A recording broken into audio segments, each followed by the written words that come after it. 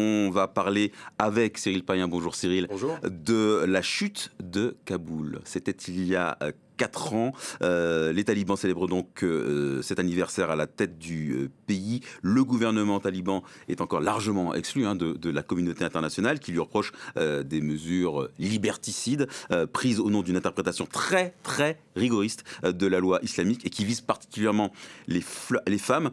On va regarder justement l'image que vous nous proposez, Cyril, parce que vous y étiez, vous, ce jour de la chute de Kaboul. On se rappelle de ces images d'évacuation qui se faisaient dans la confusion. Qu'est-ce que cette photo nous raconte précisément ? Écoutez, là on est sur le tarmac de l'aéroport de Kaboul, qui a été un endroit qui a été sur lequel il y avait beaucoup de focalisation. Écoutez, cette image, elle est impressionnante puisqu'elle résume un peu cet amalgame d'énormes gâchis en termes d'investissement de la communauté internationale. C'est ce jour-là la fin de 20 ans de corps expéditionnaires, de coalitions armées, mais aussi de tentatives d'instaurer une parenthèse démocratique dans cet Afghanistan qui avait déjà été sous le joug des premiers maîtres de Kaboul, le premier gouvernement taliban. Et puis ce chaos, vous le disiez, ce chaos incroyable, dont on ne pensait pas qu'on le vivrait, ce chaos qui renvoie à la chute de Saïgon, qui met fin à la guerre du Vietnam en 1975, avec cet affolement de toute une population afghane qui a cru justement, pendant 20 ans, au retour de principes vacillants, mais avec en tout cas une intention démocratique, retour de la loi et l'ordre, de la stabilité, du développement, et qui, en quelques semaines, puisqu'on parlait de semaines, voit cet effondrement et veut absolument quitter l'Afghanistan. Là, cet avion sont les avions d'évacuation. Très vite, avec cette pression militaire des talibans éclair, quelques semaines et ensuite à la fin, en août, quelques jours, pour fondre sur la capitale Kaboul où nous étions, avec Catherine Norris-Trent. Les talibans les Afghans n'ont pas confiance dans l'avenir. Ils n'ont plus confiance dans les gens qui ont tenté, l'Occident qui est venu à leur secours. Ils savent qu'ils vont être lâchés, et donc par tous les moyens. On a eu même pire que ça avec des grappes d'humains qui essayaient de décoller. On a vu des gens tomber d'avions qui décollaient, puisque le tarmac de l'aéroport de Kaboul va centraliser cet effondrement, cette défaite aussi de l'engagement américain, mais aussi occidental, puisque à ce moment-là, les talibans sont déjà rentrés, les talibans 2.0, ces nouveaux talibans dont on ne sait rien, sont déjà en train d'encercler Kaboul, et il y a des milliers de candidats à l'exil, et le corps expéditionnaire américain, les Marines, qui viennent de déployer 8000 hommes pour justement favoriser cette évacuation qui est intervenue aujourd'hui, jour pour jour, où nous étions effectivement à ce moment-là en Afghanistan. C'est un marqueur historique extrêmement important. Alors justement, on va renforcer cet effet de coup d'œil dans le rétro avec ce reportage que vous avez réalisé justement sur le tarmac de l'aéroport de Kaboul. À ce moment-là, les forces spéciales américaines viennent tout juste de partir. Aéroport de Kaboul, 31 août 2021. Depuis quelques heures, la ville est officiellement devenue la capitale de l'Émirat islamique d'Afghanistan. Le tarmac de l'aéroport militaire est désormais entre les mains des forces talibanes. Je suis ravi du retour de la discipline islamique. Le système des non-croyants qui nous ont envahis est terminé. Ils nous avaient dit qu'ils amenaient la démocratie et qu'ils allaient établir un système de gouvernance et de développement économique. Mais regardez, ils n'ont rien laissé. Ils ont tout détruit.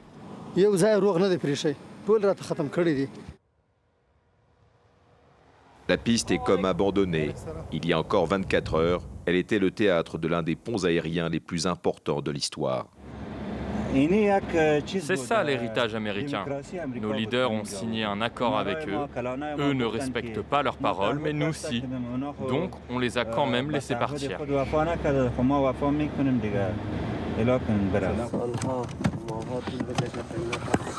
Et bien voilà, c'est une scène un peu surréaliste, difficile à imaginer encore il y a quelques heures.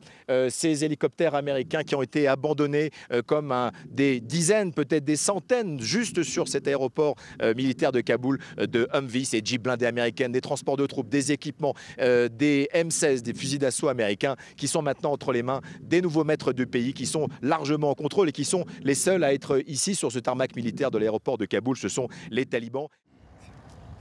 Pour les nouveaux maîtres du pays, tout reste à faire et la menace de leurs rivaux, du groupe État islamique en Asie centrale, pèse sur le pays.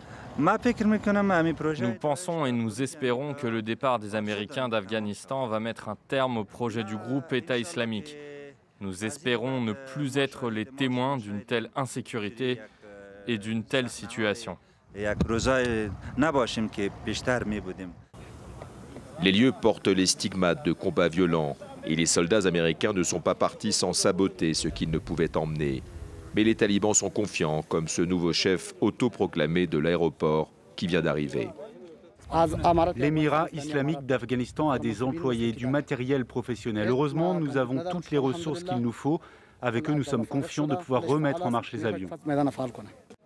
Les talibans sont désormais aux commandes, mais aux commandes d'un pays au bord de l'effondrement. Après la guerre et les sacrifices pendant tant d'années, de nombreux et nouveaux défis attendent l'Afghanistan.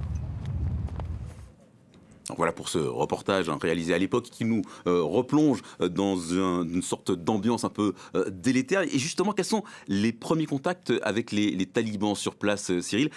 Comment est-ce que les habitants de Kaboul ont perçu cette espèce d'accélération de l'histoire? Écoutez, d'abord dans la panique, et puis ceux qui ont fini par se résigner. Je parle de dizaines de milliers de gens qui étaient dans Kaboul, qui venaient de toutes les provinces d'Afghanistan, puisqu'ils savaient ce que représentait un gouvernement taliban. Eux savaient ce qu'ils avaient enduré avant cette parenthèse de 20 ans, en dépit, et j'y reviendrai, de ces interrogations. En fait, même moi-même d'ailleurs, ou la communauté internationale, peut-être ont-ils changé. Ils faisaient beaucoup de promesses. Ils disaient, nous avons changé, nous avons appris de nos erreurs. Mais les Afghans, on aurait dû certainement un peu plus les écouter, parce que évidemment ceux qui étaient coincés et restés dans les rues, nous les voyions très circonspects, les commerces étaient fermés, très méfiants bien sûr, et surtout c'est intéressant parce que les talibans qu'on voit arriver sont des jeunes combattants qui viennent souvent de très loin. Eux-mêmes ont été extrêmement surpris par cette offensive qui a commencé en mai, mais qui a très vite leur a permis de fondre sur Kaboul, avec cet effondrement encore une fois de cette armée qu'on a appelée fantoche. Les Américains avaient surdimensionné une armée et formé une armée afghane qui s'est en fait s'est révélée être une armée fantôme qui s'est complètement dissipée, qui n'existait certainement pas.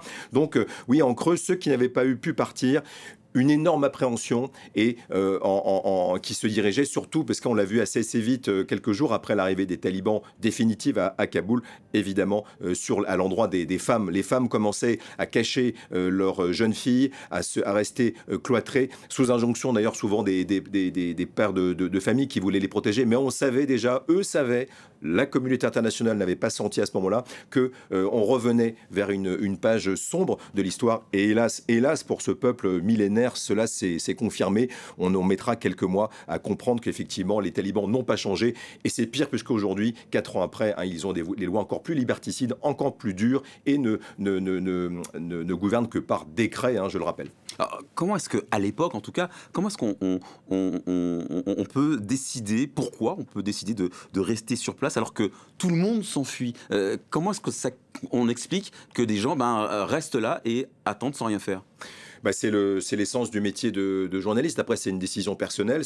On était vraiment plus que quelques-uns. On passe de plusieurs milliers de journalistes à on était 6 ou 7 dans Kaboul. C'est une décision qui se prend aussi par la relation qu'on a pu nouer avec les Kaboulis, avec les Afghans, qui vous regardent dans les yeux et vous leur dites je peux pas partir. Donc après, c'est une décision personnelle. Mais on allait comme les Afghans. C'était un saut dans l'inconnu, puisqu'en fait, les talibans que moi personnellement je voyais, j'étais reclus dans un hôtel de Kaboul. Je prenais mon petit déjeuner avec des guerriers talibans, des combattants talibans qui, à la différence des talibans d'il y a 20 ans, étaient habillés en américain. Alors ça, c'était très frappant. Il y avait une certaine confusion dans la population aussi, puisqu'ils avaient, évidemment, ils s'étaient servis sur la bête, si je puis dire, et avaient récupéré du matériel, on le voit dans le sujet, mais aussi les uniformes. Et les uniformes, ils étaient habillés souvent en force spéciale américaine avec des grandes barbes. Bon, c'était un peu curieux, mais en fait, on s'était habitué à ces talibans, et au début, eux-mêmes, dépassés dans leur propre communication, on voyait bien qu'il n'y avait pas d'ordre anti-journalistes et surtout anti-population. Ils essayaient de temporiser pour rassurer, ça n'a pas duré extrêmement longtemps. Mais en ce qui concerne les premières semaines, c'était une sorte d'attentisme. Et encore une fois, hein, je le répète, avec en creux cette terreur des populations. Et puis surtout, ceux, il faut le dire, que la communauté internationale, et la France n'est pas exonérée, ont abandonné, c'est-à-dire tous les gens qui ont travaillé de près ou de loin pour les chancelleries, pour les armées, qui ont servi les pays occidentaux engagés en Afghanistan et qu'on n'a pas pu exfiltrer ou qu'on n'a pas voulu exfiltrer. Ça, c'est une marque noire auquel on pense, nous qui avons couvert cette actualité qui est encore beaucoup dans notre esprit. C'est ce que vous disent aujourd'hui les autorités françaises quand vous discutez avec elles? La notion de responsabilité n'existe pas dans les chancelleries, tout a été bien fait, mais évidemment, abandonner des gens qui ont servi un pays est toujours une marque extrêmement difficile, indélébile. Il y a la difficulté de la question, c'est vrai aussi pour des journalistes afghans qui ont travaillé avec des équipes, c'est souvent extrêmement difficile de les exfiltrer, mais c'est une énorme responsabilité, en tout cas c'est un poids et un regret. En tant que journaliste, quel enseignement est-ce que vous avez retiré de cet événement, de cette chute d'une ville entière, de ce que ça peut vouloir dire de voir arriver de nouveaux maîtres d'un pays? C'est en fait de pouvoir chroniquer l'effondrement dont on sait que c'est une opération militaire talibane, dont on sait qu'on va vers peut-être un combat important et qu'en fait c'est un marqueur historique, vous le disiez, avec aussi certainement en creux la dernière grande aventure du corps expéditionnaire américain et comment les talibans, finalement avec si peu de moyens, si peu de soutien international, eh bien, ont défait une fois de plus la plus grande armée du monde, c'est-à-dire les Américains. Mais c'est aussi, et là je fais un clin d'œil sur l'actualité aujourd'hui, c'est aussi un des grands conflits, je pense aussi à l'Ukraine qui a suivi, où les journalistes pouvaient travailler. À Gaza, par exemple, aujourd'hui, c'est surdimensionné, c'est maximaliste comme degré de violence, de brutalité sur le terrain, et les journalistes ne sont pas autorisés depuis 2 ans à aller sur place en dépit d'actions qui se tentent, notamment Witness pour Gaza, c'est un bateau de journalistes qui se prépare pour tenter de briser le blocus, mais bref, on est dans l'enseignement de ça, c'est que même ces conflits lointains, extrêmement difficiles à couvrir, on pouvait encore y aller et rapporter. Aujourd'hui, avec l'accumulation et la rapidité d'information et d'informer le public mondial, on se heurte à de nouvelles difficultés et avec une augmentation drastique des violences et de la brutalité sur le terrain. C'est regrettable. Vous ressentez cette pression, une pression de la part des politiques? Tout à fait, oui, bien sûr. C'est une grosse pression, une responsabilité, mais aussi une pression quand on ne vous laisse pas rentrer sur un terrain de conflit pour faire notre métier, rapporter et dire au moins la vérité, voire dire ce qui se passe dans le monde. Merci beaucoup, Cyril Payen. C'était